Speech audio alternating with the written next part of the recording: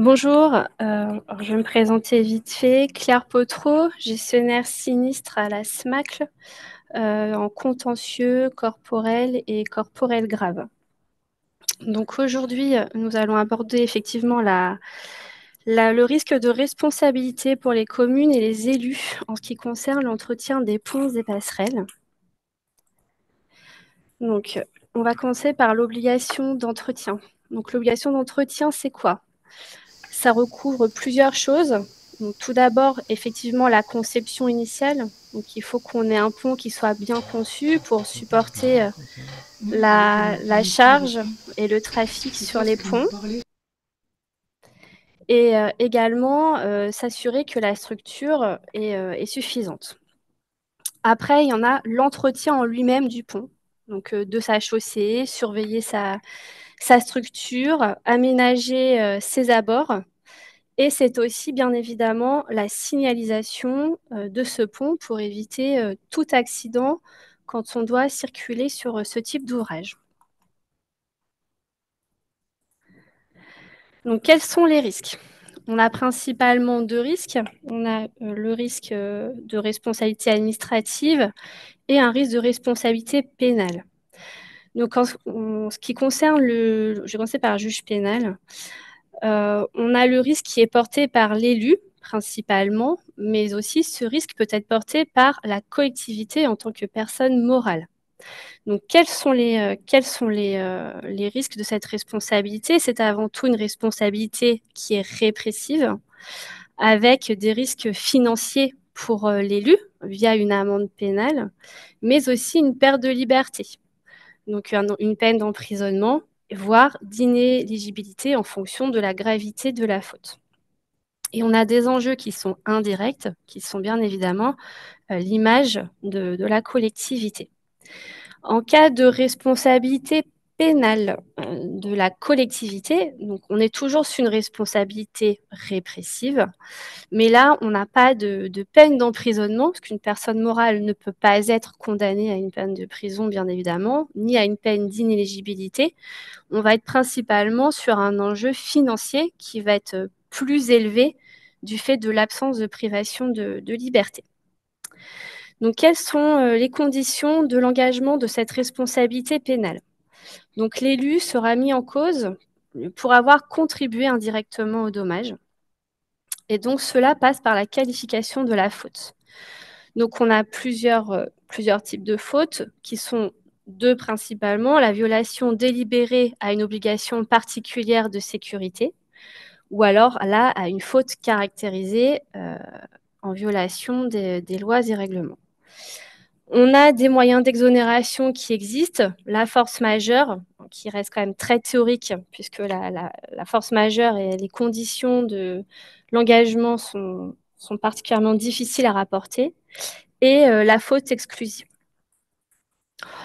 Donc, une fois qu'on a la responsabilité pénale, ce qu'il faut savoir, c'est si on peut avoir engagé sa responsabilité administrative, ou plus sur un plan civil cette fois-ci.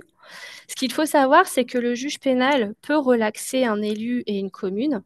Pour autant, le juge administratif, lui, peut condamner une collectivité en raison de son manquement soit à l'entretien de l'ouvrage, ou parfois les pouvoirs de police du maire lorsqu'on n'a pas l'entretien de l'ouvrage, du pont, mais dont on sait que ce pont pouvait avoir une particularité, pouvait représenter un danger particulier et connu de la collectivité. Donc là, comment elle se matérialise cette responsabilité administrative? Donc elle est plutôt indemnitaire. Et là, le risque est porté uniquement par la collectivité. Donc là, on a des enjeux directs, bien évidemment financiers, et en direct, toujours l'atteinte à l'image. Donc là, quelles sont les conditions de mise en jeu de cette responsabilité? Tout dépend du fondement juridique. Donc soit on est sur une faute simple, donc là on est sur une faute à prouver, donc là on parle plutôt des pouvoirs de police du maire. Ça va être à la victime, enfin ou au tiers lésé, de rapporter la preuve d'une faute engageant la responsabilité. soit on est sur une faute présumée. Là, on est dans le cas où on recherche la responsabilité pour un défaut d'entretien normal de l'ouvrage public. Et là, ça va être à nous de prouver qu'on a bien entretenu l'ouvrage. Il faut aussi un lien de causalité direct entre ce dommage et la faute. Et bien évidemment, on peut toujours invoquer des moyens d'exonération de cette responsabilité, la faute de la victime ou la force majeure. Ça, on le verra un peu plus loin dans les exemples que je vais vous donner. Donc là, on va aborder quelques exemples de dossiers. Donc c'est un dossier SMACL, actuellement en cours, mais qui est assez révélateur. On a un pont qui est en cours de démolition, un pont qui a été relevé comme étant très dangereux et fermé à la circulation, y compris piétonne, tellement les risques étaient très importants. Donc j'ai mis la première photo correspond à l'état du pont, hein, à la santé du pont. Et ce pont, malheureusement, en cours de démolition, s'est effondré. Alors que 6 employés de l'entreprise qui avaient été retenus au niveau du marché étaient dessus. On sait que ce pont n'a fait l'objet d'aucune surveillance et la collectivité était bien propriétaire et maître d'ouvrage des travaux. Dans ce dossier, on est un peu embêté puisqu'on n'a aucune information sur la sécurité du chantier, notamment le plan de prévention et la visite préalable, qui sont bien des choses obligatoires à faire avant tout commencement de travaux. On a une enquête pénale en cours et dans ce dossier, on a un risque très prégnant de responsabilité à la fois pénale et administrative sur ce dossier-là. Et pour vous donner un montant, ce dossier, donc j'ai 6 victimes, dont 2 en urgence vitale dont je n'ai aucune information. Mais pour les 4 autres victimes, le dossier est déjà évalué à plus de 2 millions d'euros en termes financiers. Le deuxième exemple que je voulais vous montrer, alors ce n'est pas un dossier SMACL, c'est le dossier de la ville de Mirepoix. Je ne sais pas si vous vous souvenez ce pont qui s'était effondré le 18 novembre 2019, où on a un camion de 50 tonnes qui était passé sur le pont suspendu, alors même qu'on avait bien une signalisation indiquant que les ponts d'un tonnage supérieur à 19 tonnes ne pouvaient pas circuler. Là, ce dossier est intéressant parce qu'on a un pont qui est bon dans sa structure et on a surtout la signalisation qui informe les usagers des conditions de circulation sur ce pont. Donc là, dans ce dossier-là, la ville de Mirepoix, elle, bien évidemment, n'est pas inquiétée parce qu'elle a rempli ses obligations légales. En revanche, la faute de l'employeur, du conducteur du camion, elle, est recherchée. Par la suite, je vais aborder 2 autres exemples de dossiers assez similaires qui, là, évoquent plutôt l'aménagement aux abords des ponts. L'aménagement, c'est important parce que très souvent, les ponts, qui dit pont, dit qu'on a quelque chose en bas, un ravin, quelque chose d'assez profond. Et malheureusement, quand les abords ne sont pas très bien aménagés,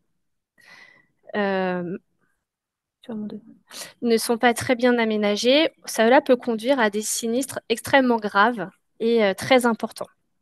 Donc, dans ce premier dossier, on a un exemple de signalisation qui existe, puisqu'on a les balises qui matérialisent l'entrée du pont. Pour autant, dans la décision qui a été rendue, la signalisation est considérée comme étant insuffisante et les aménagements aux abords du pont également. La collectivité avait installé des merlons d'une hauteur de 60 centimètres. Malheureusement, ça n'a pas empêché le véhicule de passer par-dessus le merlon et d'atterrir 20 mètres plus bas. Également, ce que retient le jugement, c'est qu'on a une absence de circulation alternée sur ce pont et d'un sens de priorité, ainsi que d'une limitation de vitesse parce qu'on ne peut pas se croiser à 2 véhicules, ce qui peut induire les conducteurs en erreur, pensant que 2 véhicules peuvent se croiser sur le pont alors que ce n'est pas le cas. Donc dans ce dossier-là, même si on ne l'a pas réglé, alors le dossier n'est pas terminé, la faute de la victime a été entièrement retenue, mais il est intéressant dans la mesure où on a quand même retenu cette insuffisance de signalisation et d'aménagement, Ce qui fait que ce n'est pas négligeable pour une collectivité parce que, forte d'une décision dans ce genre, si un deuxième accident venait à survenir dans des conditions parfaitement similaires, l'assureur pourrait refuser de prendre en charge le dossier pour une absence d'aléa. Pour votre parfaite information, ce dossier-là, on en a pour 8 millions d'euros pour le dommage corporel. Donc, ça a quand même des enjeux très conséquents. Donc, si l'assureur vient décliner sa garantie, 8 millions d'euros pour une petite collectivité, ça peut peser très lourd dans son budget. Là, c'est un autre cas similaire où là, on avait totalement une absence de signalisation et d'aménagement du pont. Donc, la flèche représente là où le véhicule est passé. On avait un trou entre les grilles et la paroi rocheuse et le véhicule est atterri 12 mètres plus bas. Et là, c'est un dossier que nous avons dû payer parce que la route, nous sommes en zone montagneuse, sur une route sinueuse. Et de nuit, le pont n'est pas visible puisqu'on n'a même pas les balises d'entrée de pont. Et là, sur le dernier dossier, là, c'est plutôt lié à la signalisation du pont. En effet, il est important de signaler la hauteur et notamment, cette signalisation est obligatoire pour les ponts présentant une hauteur inférieure à 4,30 m, donc par le panneau B12. C'est important, pourquoi? Parce que les camions qui ne voient pas de signalisation pensent qu'ils peuvent passer dessous et malheureusement, parfois, ils ne passent pas. Donc ça arrache le camion, ça arrache le pont. Il faut payer le camion, la marchandise et il faut en plus reconstruire le pont. Donc là, au travers de ces dossiers, ce que je voulais vous montrer, c'est que la responsabilité pénale, finalement, est rarement engagée, hormis le premier dossier où là, le risque est très fort. Mais comme vous pouvez le voir, dans les autres dossiers, euh, même les dépôts de plainte ont rarement abouti. Pour autant, il ne faut pas éluder que cette responsabilité pénale existe, bien qu'elle soit rare. Il faut quand même garder en tête qu'on puisse rechercher la responsabilité d'un élu et ou de la collectivité. Je vous ai affiché un panorama de jurisprudence, alors qu'on ne va pas développer avec l'issue du dossier. On peut voir que la jurisprudence est très fluctuante, euh, avec parfois des cas de RC0 pour faute exclusive de la victime. Néanmoins, si vous allez lire ces documents, ce que je vous invite quand même à retenir, c'est que c'est au cas par cas. Et le juge prend en compte le comportement de la victime, hein, donc la connaissance des lieux, son comportement, vitesse excessive ou non. Mais ce qu'il faut retenir, c'est que dans toutes ces décisions, pour autant, le juge a retenu à chaque fois un défaut de signalisation ou un défaut d'aménagement du pont ou une mauvaise signalisation du pont.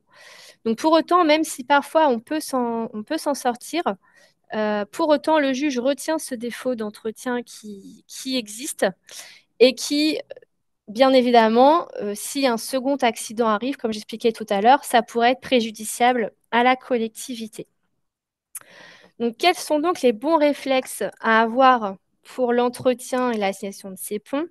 Déjà, bien évidemment, c'est respecter vos obligations réglementaires de sécurité en termes de signalisation, procéder à un contrôle régulier de l'état de la chaussée et des accessoires de voirie, hein, donc ça comprend les parapets et bien évidemment la structure du pont, et tracer vos actions, soit dans des cahiers ou informatiquement, pour prouver que l'ouvrage a été bien entretenu, parce que si on ne peut pas tracer, le juge retiendra le défaut d'entretien. Je vous remercie pour votre attention. Merci beaucoup. Donc du coup, nous allons passer à la seconde présentation faite par Monsieur Renaud Léglise, qui est du CEREMA. Donc effectivement, donc Renaud Léglise du CEREMA. Je vais vous parler suite à ce qui vient d'être présenté, rapidement, du programme national Pont qui a permis de faire une image du patrimoine des ouvrages d'art communaux, parce que vous êtes essentiellement un public au niveau des communes et intercommunalités, et puis évidemment aussi des outils d'accompagnement, parce que c'est bien d'avoir des responsabilités, mais c'est bien aussi d'avoir quelques outils qui vous aident à prendre un petit peu en main la gestion de vos ouvrages. Voilà le sujet, hein. Donc, pour revenir sur le programme National Pont, qui est quand même un gros programme qui a été lancé depuis 2021, qui a mobilisé parfois jusqu'à 150 personnes au niveau du CEREMA, plus tout un tas de bureaux d'études qui ont fait des visites de terrain, et qui a mobilisé également plus de 110 millions d'euros de la part de l'État sur l'ensemble de ses composantes. Eh bien, le programme National Pont, il a plusieurs composantes, justement. La première, qui a commencé en 2021 et qui se termine cette année, ça a été de recenser et de faire une première évaluation des ponts communaux. Donc, vous commencez à voir quelques chiffres qui apparaissent ici, hein. Et puis, l'objectif, c'est d'enclencher évidemment une dynamique de gestion des ponts communaux à votre échelle, puisque c'est bien d'avoir une première évaluation, mais si derrière les actions ne suivent pas, bah, on risquerait de refaire ça tous les 5 ans et c'est pas très vertueux. Donc, le but, c'est maintenant d'enclencher quelque chose derrière. Vous voyez, il y a presque 15 000 communes qui ont bénéficié des deux séquences d'évaluation et de recensement des ponts communaux, hein, qu'on appelle PNP1 et PNP2. C'était pour des ponts de plus de 2 mètres d'ouverture et des murs de plus de 2 mètres de hauteur. Et vous voyez, c'était vraiment à l'attention des communes plutôt petites, quoi, hein, entre 5 et 10 000 habitants, et avec un potentiel fiscal pas trop élevé. Donc ça a représenté plus de 32 000 communes éligibles, dont à peu près la moitié se sont inscrites à cette action. Mais il n'est jamais trop tard pour agir si vous n'avez pas participé ni à l'un ni à l'autre, hein. On peut vous expliquer ça. Donc une quinzaine de milliers de communes, 41 000 à peu près ponts ont été recensés et un peu moins de 23 000 murs de soutènement. Donc, vous voyez, on a plus de 63 000 ouvrages d'art, finalement, ponts et murs confondus, qui ont été recensés en métropole, et puis un peu plus de 500 également dans les Outre-mer. Donc, c'est quand même un patrimoine très considérable, hein.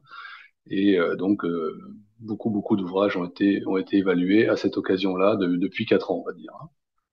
Alors, les résultats de cette évaluation, rapidement, hein, pour tracer des grandes lignes, hein, c'est que vous voyez, en termes de nature d'ouvrage, on a plus de 50% des ponts qui sont dits à tablier, par exemple portés par des poutres, des systèmes de dalles, enfin voilà, ce qu'on appelle des tabliers, et également plus d'un tiers de ces ouvrages qui sont des ponts-voûtes en maçonnerie, comme vous pouvez le voir en bas à droite, une illustration. Donc, finalement, rien que ces deux typologies d'ouvrages représentent 90% du patrimoine, donc c'est l'essentiel, hein.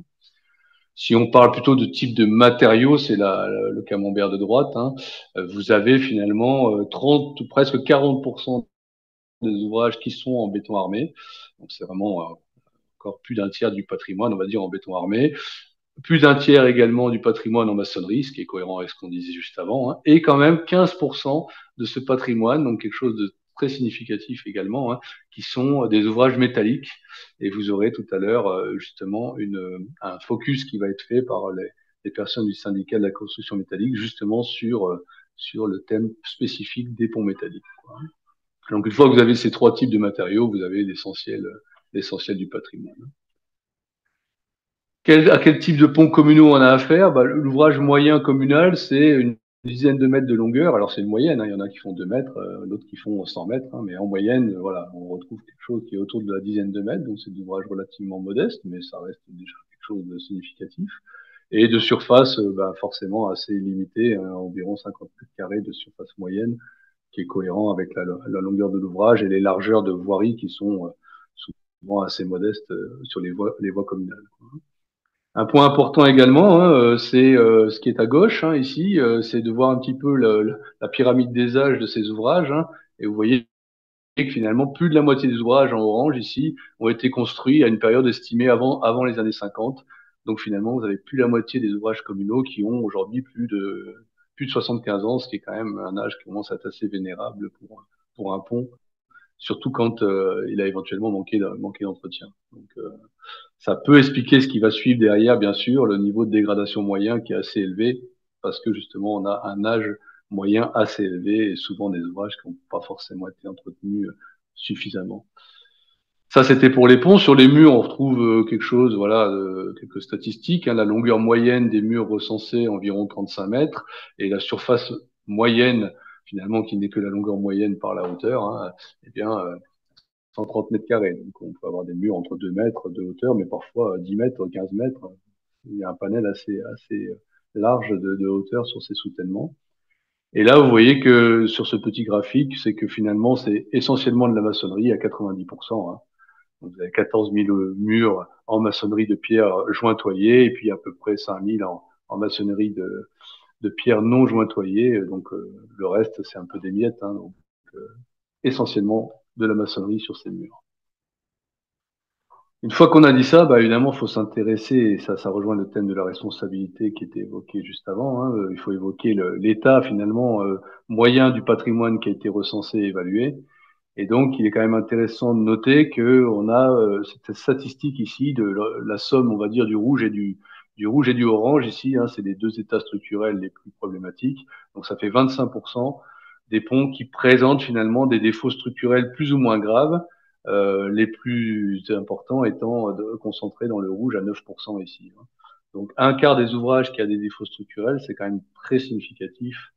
Là, on parle bien des ponts communaux et très supérieur à la moyenne nationale pour d'autres maîtres d'ouvrage, comme on va le voir après. Hein.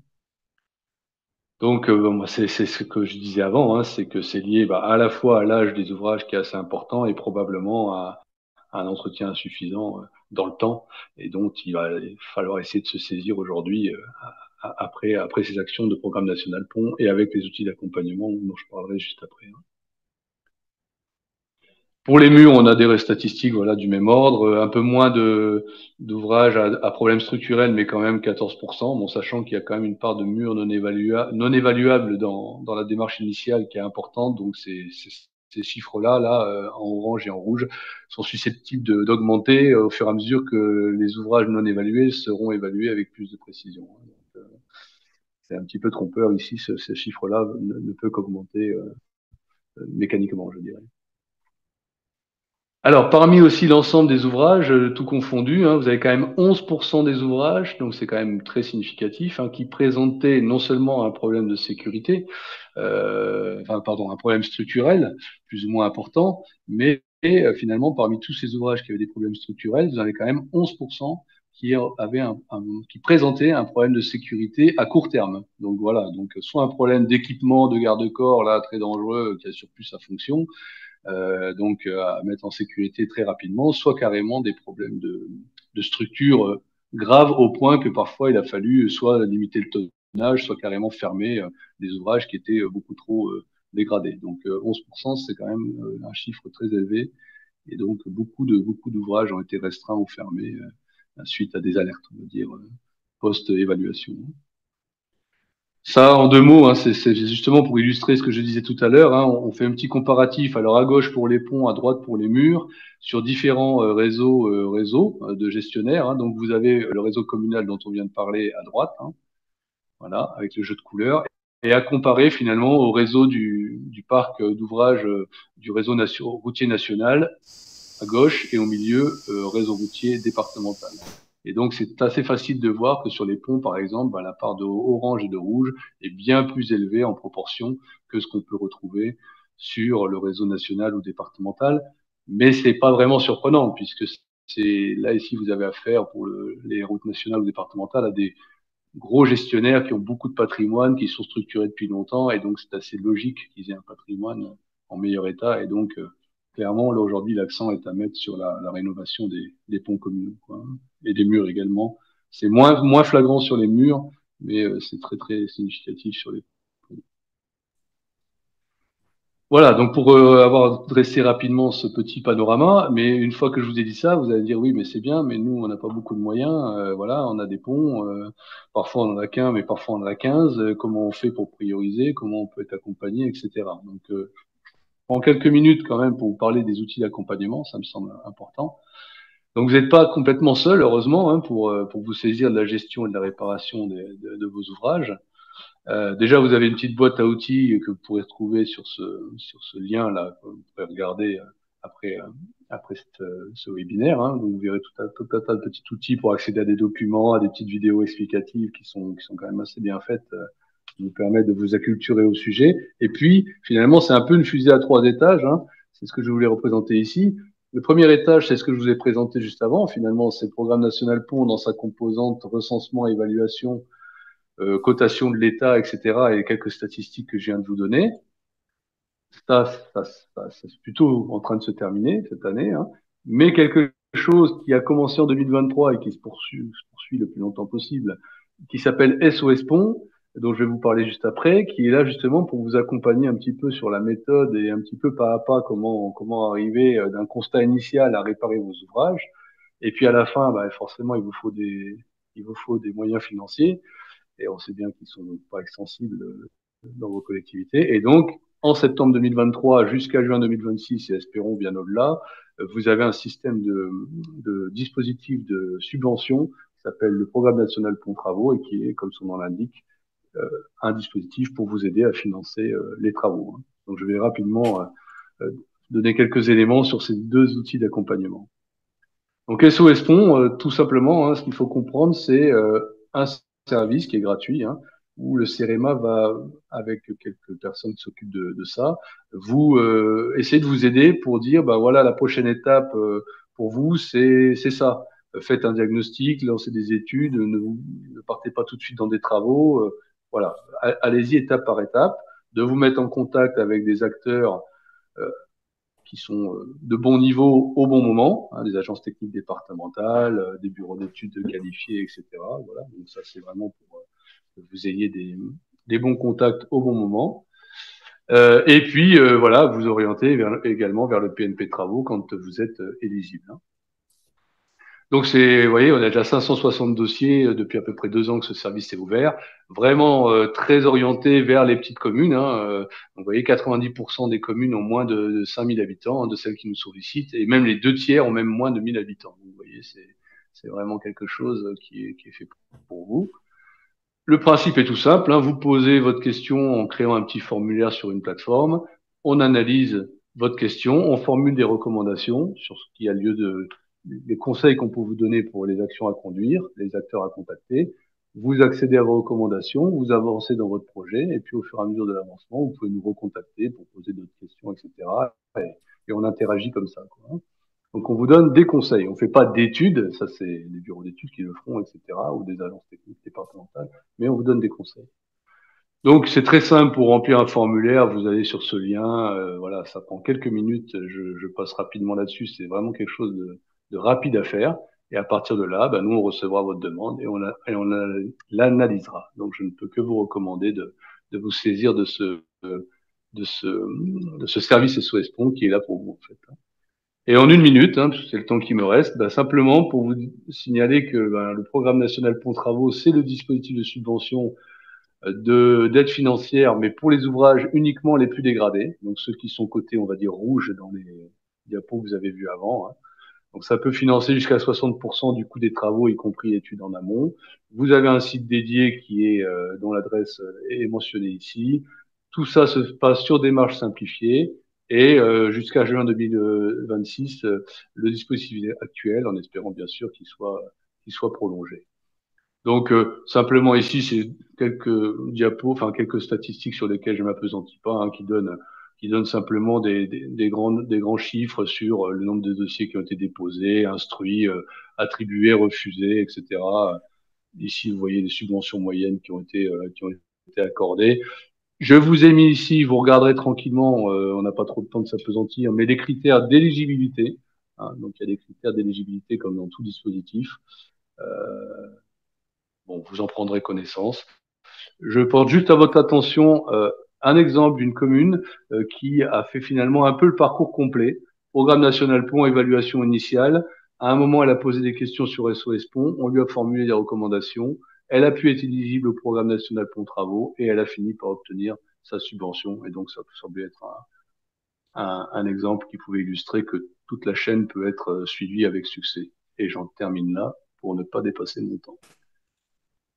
Merci beaucoup. Bien sûr, nous vous enverrons à la suite de cette réunion d'information l'ensemble des supports de présentation qui ont été projetés.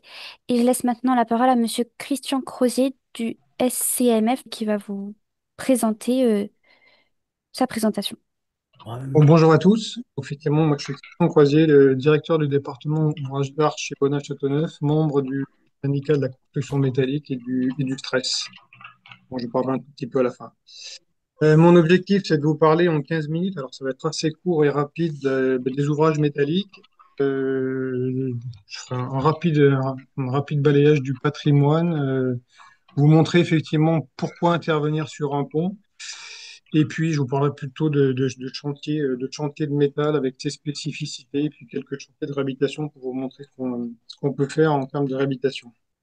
Alors, le patrimoine des ouvrages métalliques aujourd'hui en France, c'est quoi? On parle en gros globalement d'entre 200 000 et 250 000 ponts en France. Comme disait Renaud Léglise juste avant moi, on a une vingtaine de pourcents de ces ouvrages qui sont des ouvrages communaux, donc on parle à peu près de 50 000 ponts communaux. 15% sont métalliques, ça représente à peu près 8 000 ponts, donc 8 000 ponts métalliques communaux, c'est effectivement pas négligeable. Et ces ouvrages métalliques donc français ont été majoritairement construits entre 1880 et 1950, donc effectivement ils commencent à dater. On en a même certains qui sont antérieurs à ces 1880. Alors le patrimoine des ouvrages métalliques, pour montrer quelques exemples, on a des très anciens, on a des récents, effectivement, parce qu'on continue d'en construire en métal, effectivement. On a des petits, on a des beaucoup plus gros et on a de toute conception. Alors, je vous ai mis quelques exemples.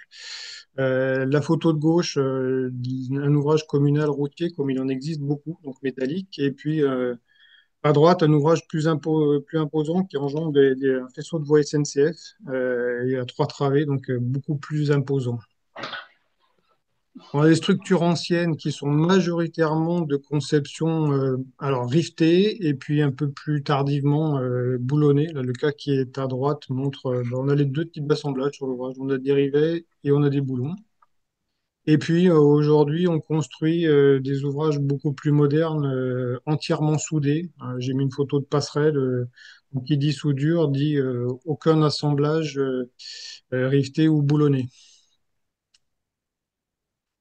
On a des ouvrages métalliques qui sont classés monuments historiques, donc qui sont tout à fait remarquables. Là, le cas de la passerelle Eiffel de Bordeaux, elle a deux noms de passerelle que le nom. En fait, c'est à l'origine un ouvrage SNCF ferroviaire construit par Eiffel. Et puis, on a des ouvrages aussi à câble, tels que le pont de Tonnet-Charente. Alors, les 2 années de construction des deux ouvrages, la 1842-1860, donc on est sur des ouvrages anciens. Et les deux sont classés monuments historiques. Je vais passer. Les photos de ces ouvrages, je vous ai mis leur point commun, c'est que ce sont tous des ouvrages soit gérés par des communes, soit par des comités d'agglomération. Donc, on a un panel d'ouvrages métalliques dans le bloc communal qui est assez large quand même. Au-delà de la simple utilité d'un ouvrage de franchissement, on a la chance d'avoir un beau patrimoine d'ouvrages d'art en France, qui nécessite effectivement de l'entretien, mais qui représente une belle valeur patrimoniale. Et une petite statistique, 35 000 ponts aujourd'hui en mauvais état en France. Pour ramener ça au linéaire de route en France, on peut dire que tous les 30 kilomètres, on franchit malheureusement un pont fortement dégradé. Donc la photo peut être assez alarmante, mais c'est celle-là à l'instant T. Alors, maintenir, réparer, pourquoi faire? Je vais passer vite parce que vous avez vu ces photos-là tout à l'heure. Bien évidemment, le premier but, c'est d'éviter les effondrements. On a tous vu l'effondrement de Gênes et celui de Mirepoix. Alors, comme ça a été expliqué, Mirepoix, c'est pas effondré pour un défaut d'entretien, mais pour une infraction bêtement au code de la route. Dans le cas de Gênes, c'était réellement un défaut d'entretien et de maintenance. Alors heureusement, on intervient dans des cas avant effondrement. Donc toujours cet ouvrage-là, que je vous ai montré en introduction. Quand on va le voir en dessous, voilà ce qu'on voit. On voit des tôles perforées. Et puis après démolition des voûtins, on voit, on arrive effectivement à mettre à nu la charpente. Et effectivement, on a des zones de corrosion importantes des ouvrages, enfin, de cet ouvrage en particulier. Mais effectivement, on va pouvoir le traiter. J'en parlerai un peu plus tard. Un autre cas d'ouvrage communal fermé, le constat en partie visuelle aérienne, c'est effectivement, on voit une protection anti-corrosion fortement abîmée. Et puis quand on va voir dessous, voilà ce qu'on voit aussi. Là, c'est un exemple assez parlant. On a des semelles d'entretoise, donc d'éléments transversaux qui sont qui ont entièrement disparu.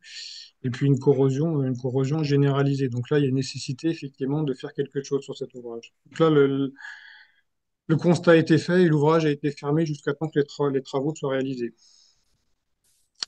Euh, Autre ouvrage fermé aussi à la circulation, petit ouvrage qui enjambe un canal, une voie avec un platelage bois.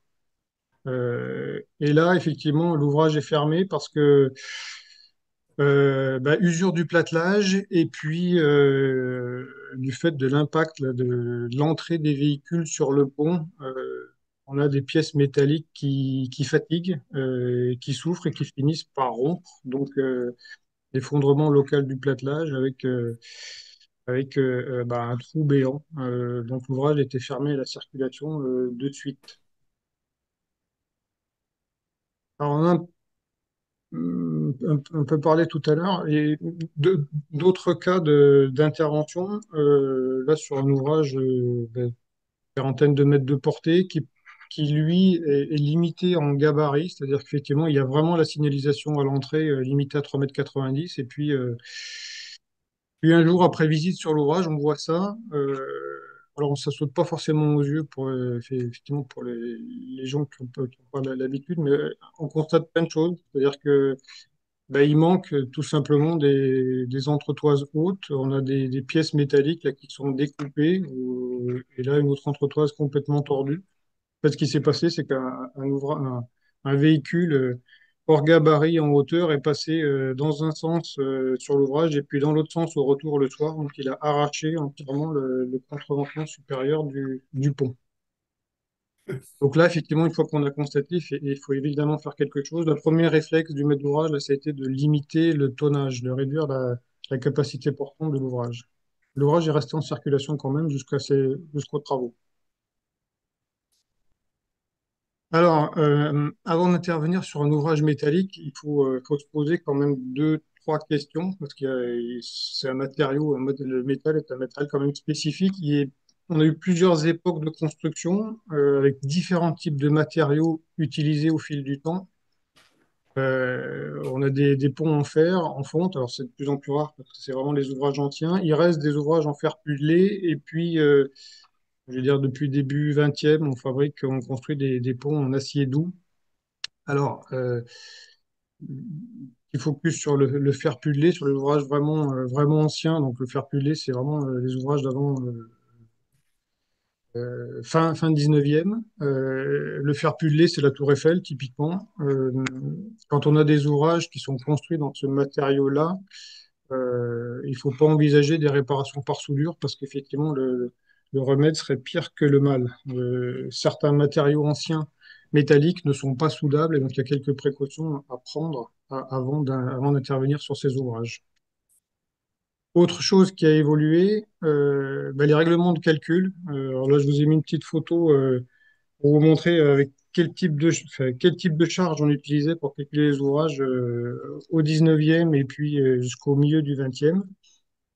On voit que bah, fin 19e, début 20e, on chargeait les ouvrages avec des charrettes chevaux plus charrettes de quelques tonnes. Il a fallu attendre le règlement de 1927 pour voir des véhicules routiers type camion 16 tonnes être pris en compte pour le calcul des ouvrages. Donc ça, c'est une donnée importante et un élément aussi qui peut expliquer une certaine fatigue de nos ouvrages, une fatigue qui s'amplifie avec l'augmentation du trafic. Des conceptions d'ouvrages anciens, bon, la plupart sont rivetés, j'ai mis un extrait, mais ce qui est important de savoir, c'est qu'on est encore capable, même si on n'en construit plus, on est capable de rénover des ouvrages riftés en utilisant les techniques de l'époque, c'est-à-dire qu'on sait encore faire du riftage à chaud sur chantier. Il y a une photo effectivement d'une équipe en train de rifter là. Donc ça, c'est important. C'est important de se dire qu'on sait encore faire comme à l'époque de la construction. Et dernier point, spécificité des ouvrages métalliques. On a affaire à des ouvrages qui ont été peints, évidemment, au fil du temps. La majeure partie des ouvrages contiennent dans leur peinture du plomb ou de l'amiante, ou les deux. Donc, il y a nécessité de faire un diagnostic avant travaux, avant d'intervenir sur les ouvrages. Et puis, une fois que le diagnostic est fait, de prendre les bonnes dispositions à la fois protéger l'environnement et protéger les équipes qui interviendront sur les ouvrages. Je vais vous montrer quelques cas de réparation métallique. Donc, un peu le fil rouge de ma présentation, ce petit ouvrage dont j'ai parlé tout à l'heure. Donc voilà ce qui a pu être fait. On a échafaudé, confiné l'ouvrage. Là, sur la photo, toute la partie inférieure de la poutre, donc la semelle a été remplacée. Donc là, elle est à neuf. La poutre a été décapée et repeinte. Donc esthétiquement, c'est beaucoup plus satisfaisant. On a pu également localement là, venir rajouter de la matière aux endroits où on avait des trous dans les tôles d'âme. On a pu également remplacer des profilés quasiment à l'identique sur cet ouvrage. Donc, on arrive à traiter ponctuellement, localement, les défauts pour améliorer la- l'ouvrage et prolonger sa durée de vie surtout. Euh, Autre cas d'un ouvrage qui est un peu similaire, alors, on a beaucoup d'ouvrages de ce type-là, des ponts à poutres latérales, une voie de circulation, et puis une structure métallique, et puis des voûtins en briques entre les éléments métalliques. Euh, donc là, l'objet de enfin, on avait une réparation complète à faire de l'ouvrage. Ce qu'on a fait, les voûtins en briques ont été déposés sur site, et ensuite pour éviter de traiter l'ouvrage sur place avec ses contraintes environnementales et plomb notamment, on l'a amené jusqu'à un atelier pour le traiter en atelier et non pas sur place. L'avantage, c'est qu'on peut décaper, peindre et surtout faire un constat après ces travaux de décapage. C'est généralement le meilleur moment pour voir les défauts sur les ouvrages une fois que la charpente est décapée, parce qu'on peut avoir des mauvaises surprises comme des bonnes surprises une fois la rouille enlevée. Là, on a pu constater que les défauts étaient majoritairement en partie basse, donc sur les parties inférieures qui étaient peu ou prou au contact de l'humidité de la rivière qui est en dessous. Donc, on a pu en atelier remplacer, comme vous voyez sur la photo, les éléments métalliques inférieurs, remplacer certaines pièces constitutives de la structure, des éléments importants, des goussets ou des montants. Et là, on a mixé des éléments boulonnés et des éléments rivetés. L'idée, c'était de mettre des rivets sur les parties visibles, donc de conserver l'aspect patrimonial de l'ouvrage. Ensuite, effectivement, on a fini la peinture, on est venu reposer l'ouvrage. Un ouvrage un peu plus important en trois travées, alors, un peu de même constitution, avec ses voûtins en briques lui aussi. Euh, Les voûtins ont été enlevés, vous voyez sur la photo de gauche. Alors, les pièces de pont ont été remplacées, ces éléments transversaux ont été remplacés à neuf. On a pu effectivement faire l'entretien des appareils d'appui. Alors, les appareils d'appui, les joints de chaussée, ce sont des éléments, je vais dire, d'usure des ouvrages qui nécessitent, eux, une attention et un entretien régulier pour que l'ouvrage se comporte correctement. Une remise en peinture. Et puis effectivement, là j'ai mis une petite photo d'un joint de chaussée. Là, le joint de chaussée était refait à neuf en complément de tout l'entretien de l'ouvrage. Donc c'est des points d'attention particuliers de ces points d'entrée d'ouvrage. Une dalle en béton, une étanchéité refaite, donc un ouvrage refait à neuf avec des techniques modernes. Le temps passe. Je vais avancer un peu sur ce cas-là. Je vais le passer. Vous l'aurez dans la présentation qu'on vous transmettra. Je vais arriver à autres cas. On peut intervenir sur des structures, sur des parties type platelage métallique, comme il y en a beaucoup aussi sur nos ouvrages. On peut avoir à remplacer ces éléments métalliques qui fatiguent beaucoup au passage notamment des charges lourdes.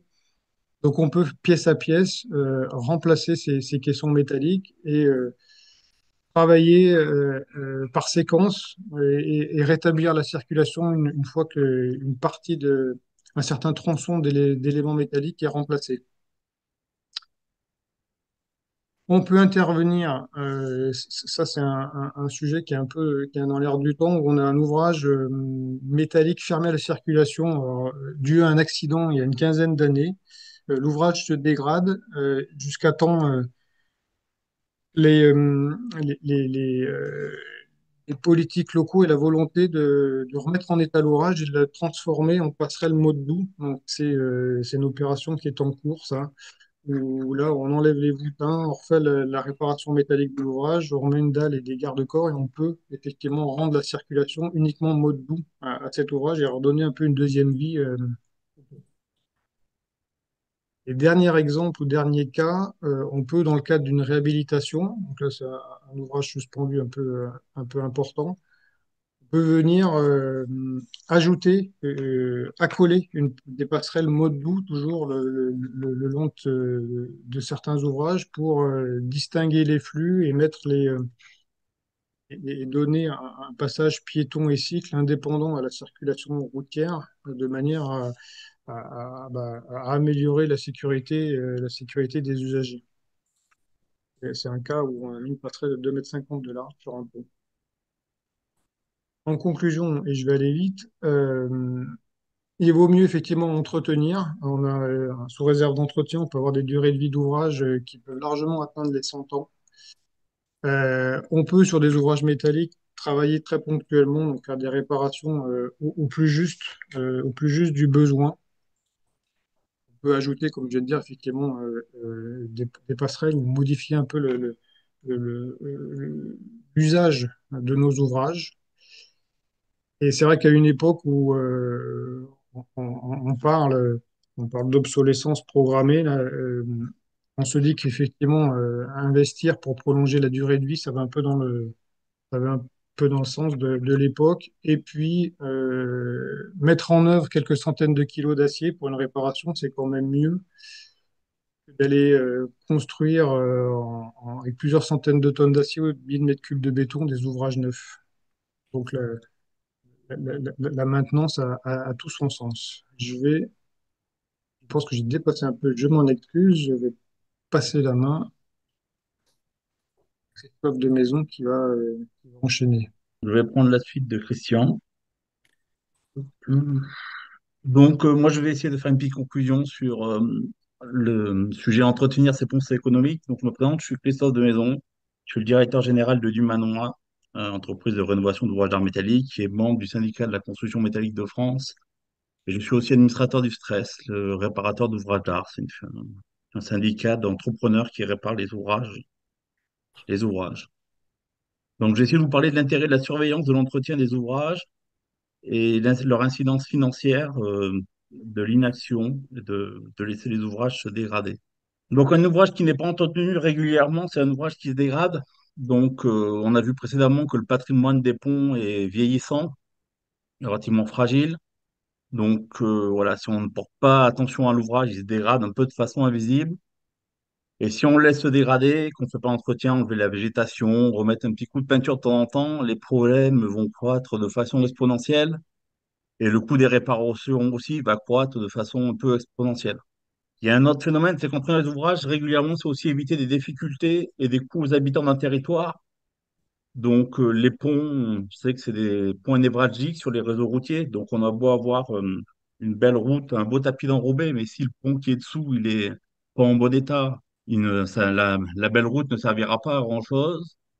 Et on sait que le dysfonctionnement d'un ouvrage de quelques mètres, même des petits ouvrages les petits ouvrages peuvent fortement perturber le fonctionnement d'un territoire. Bon, je parle notamment pour les petites communes dans les territoires un peu qui sont enclavés, où là, les gens ils se retrouvent à faire plusieurs dizaines de kilomètres pour pouvoir faire leur vie de tous les jours, aller au travail, amener les enfants à l'école ou faire leurs courses. Entretenir les ouvrages, c'est aussi un peu économique, hein, parce que de faire de l'entretien régulier sur les ouvrages, ça permet de ralentir sa dégradation et donc de diminuer les budgets. On estime que les grosses réparations, le coût, ils peuvent être rapidement multipliés jusqu'à 10 par rapport au coût de l'entretien courant. Donc, gérer régulièrement ces ouvrages, c'est quand même maîtriser un peu le budget futur lié à des réparations qui pourraient être lourdes. Et pour revenir sur ce que disait Christian aussi à la fin, là, entretenir ces ouvrages régulièrement, c'est aussi écologique parce que entretenir plutôt reconstruire, c'est préserver ces espaces naturels, moins de déchets qui sont produits, moins de ressources qui sont consommées, avec un meilleur bilan carbone, une préservation de la biodiversité. Par contre, pour parler de tout ça, effectivement, l'idée, c'est d'avoir des chiffres un peu pour s'appuyer là-dessus. Donc, Il y a une étude qui a réalisé le stress, les réparateurs d'ouvrages d'art a mandaté un cabinet d'études indépendant qui s'appelle Citizen, qui a contacté des maîtres d'ouvrage qui ont fait des réparations d'ouvrages. Donc, ils ont choisi 10 ouvrages répartis sur l'ensemble du territoire français, des ouvrages métalliques, maçonnés, où ils ont rempli tout un questionnaire avec les maîtres d'ouvrage sur pourquoi ils ont fait des réparations. S'ils n'avaient pas fait des réparations à terme, qu'est-ce qui serait passé? Est-ce qu'il y aurait des coupures de circulation, des restrictions? Et est-ce qu'il y aurait des travaux complémentaires ou plus importants à réaliser? Et donc, avec toute cette enquête, ils ont réussi à quantifier combien aurait coûté le coût des travaux s'ils n'avaient pas été réalisés à l'instant T. Et ils ont aussi estimé le coût social et environnemental du projet qui sont induits par la fermeture de la route et les kilomètres complémentaires réalisés par les personnes. Donc, on peut dire qu'on a un peu chiffré un peu le coût collectif de l'inaction. Je vais vous montrer un exemple particulier. C'est un extrait des 10 enquêtes qui ont été réalisées. Donc, je vais vous parler du pont de Carcassonne. Le pont de Carcassonne, c'est un pont qui est situé à Narbonne. C'est un pont métallique qui date de 1896. Donc, c'est un pont métallique qui était emprunté par 26 000 véhicules par jour pour franchir des voies ferroviaires. De par son mauvais état, il était fermé en fin 2014 pour une durée de 2 ans et demi. Et donc, forcément, des itinéraires alternatifs ont été mis en place pour les véhicules, avec forcément comme conséquence un allongement des distances. Et un quartier a même été complètement coupé du centre-ville, avec des répercussions sur les commerçants. Au final, l'État a mis sur la table une somme de 10 millions d'euros pour faire la rénovation de l'ouvrage. Et en 2017, il est devenu à nouveau inaccessible, mais uniquement aux véhicules légers. Il y a des impacts donc, qui sont pris en compte effectivement, dans le coût social et environnemental. C'est des impacts identifiés et qu'on a pu quantifier. Sur ce projet, par exemple, c'est l'augmentation des distances de parcours. Donc, on est en train de parler de 18,5 millions de kilomètres supplémentaires sur une année réalisés, ce qui effectivement équivaut à 342 000 euros par an liés à la pollution atmosphérique. Ces 18,5 millions de kilomètres, c'est aussi 844 000 heures de parcours supplémentaires, ce qui entraîne 8,9 millions d'euros par an de temps supplémentaire pour les déplacements. Tous ces kilomètres, ça induit aussi des consommations de carburant supplémentaires. C'est 3,5 millions d'euros par an de carburant supplémentaire consommé. Et c'est aussi 3 450 tonnes de CO2 qui ont été diffusées dans l'atmosphère. C'est 170 000 euros par an. Donc voilà, donc ça, c'est des impacts identifiés, quantifiés. Après, on a des impacts identifiés, mais on n'a pas pu les quantifier. Donc, on les a exclus de l'étude. Ah, excusez-moi, j'ai dû sauter un peu une diapo là, parce qu'effectivement, je n'étais pas sur le bon diapo. Donc, les impacts identifiés et non quantifiés, c'est la baisse d'activité économique en raison de la fermeture des commerces de proximité. Donc voilà, certes, la fermeture du pont a entraîné des fermetures de commerces, mais on ne peut pas réellement dire que c'est uniquement à cause de la fermeture que le commerce a fermé, donc il n'a pas été pris en compte. Les nuisances sonores, donc tout le trafic qui a été reporté sur les rues adjacentes, ça a créé des nuisances sonores, mais ça a aussi créé de l'usure des infrastructures déjà existantes. Donc vous apportez du transport en plus, des véhicules en plus sur des chaussées qui ne sont pas forcément prévues. Donc effectivement, ça a un impact. Celui-là aussi n'a pas été quantifié. Et il y a aussi la baisse de l'attractivité immobilière. L'augmentation du nombre de véhicules par jour a fait baisser les prix de l'immobilier dans certains quartiers qui étaient concernés par les itinéraires de déviation. Mais voilà, c'est des impacts qui sont, oui, identifiés, mais pas quantifiés, donc pas pris en compte dans l'étude. Donc, si on fait le résumé pour le pont de Carcassonne, hein, le coût économique, social et environnemental, qui additionne le carburant, la pollution, le temps et les CO2 émis, on est à 12,9 millions d'euros par an, à comparer aux 10 millions du coût de la réhabilitation. Donc, sur la fermeture qui a duré 2 ans et demi de l'ouvrage, les coûts indirects, c'est 32 millions d'euros, effectivement, de coûts économiques, social et environnemental.